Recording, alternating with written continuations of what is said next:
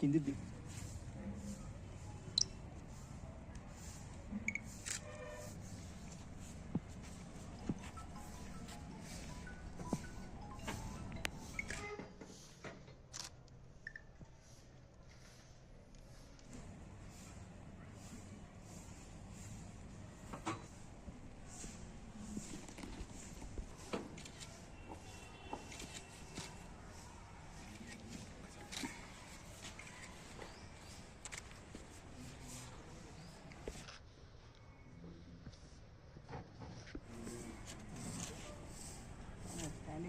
ఆది సనాతన ధర్మాన్ని ప్రోత్సహించే విధంగా ఆ యొక్క మహిమను మహత్తును తెలియచేసే విధంగా శ్రీ శ్రీ శ్రీ శ్రీ పరమపూజ్య మహాప్రేమావతార స్వయంభూ ఆది పరబ్రహ్మ జయ మహావిభవ శ్రీవారి దివ్యానుగ్రహంతో మాఘ పౌర్ణమి రోజున అనగా ఫిబ్రవరి 12 తేదీన స్థానిక రాధాకృష్ణ గార్డెన్స్ లోపల మహాలక్ష్మి మహాగురు యజ్ఞము నిర్వహించడం జరుగుతుంది.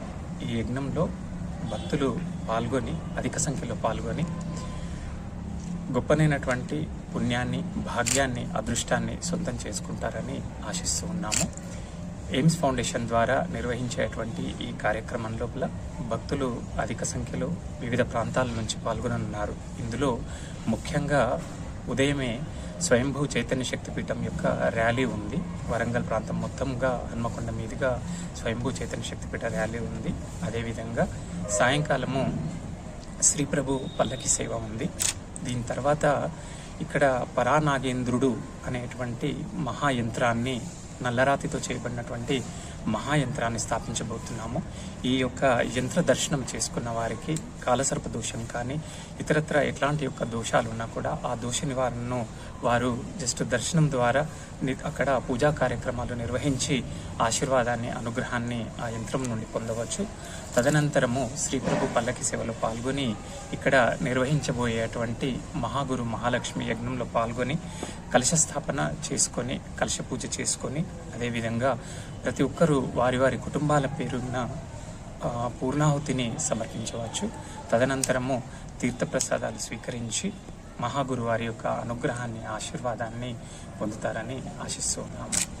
ఈ యొక్క కార్యక్రమంలో ఈ యొక్క పౌర్ణమి రోజున వస్త్రదానం చేయడము, అన్నదానం చేయడము, గురుదర్శనం చేసుకోవడము, యజ్ఞయాగాదులు చేయడము అనేటువంటిది అత్యంత ప్రాముఖ్యత కలిగినటువంటి గొప్పనైనటువంటి చర్య. ఇది అత్యంత సనాతనమైనటువంటి శాస్త్రాల ద్వారా ఈ యొక్క తత్వము అనేది మనకు బోధపడుతుంది. కావున భక్తులు ఈ యొక్క కార్యక్రమంలో అధిక సంఖ్యలో పాల్గొని శ్రీ ప్రభుజీ వారి యొక్క అనుగ్రహాన్ని, ఆశీర్వాదాన్ని అందుకుంటారని ఆశిస్తున్నాను.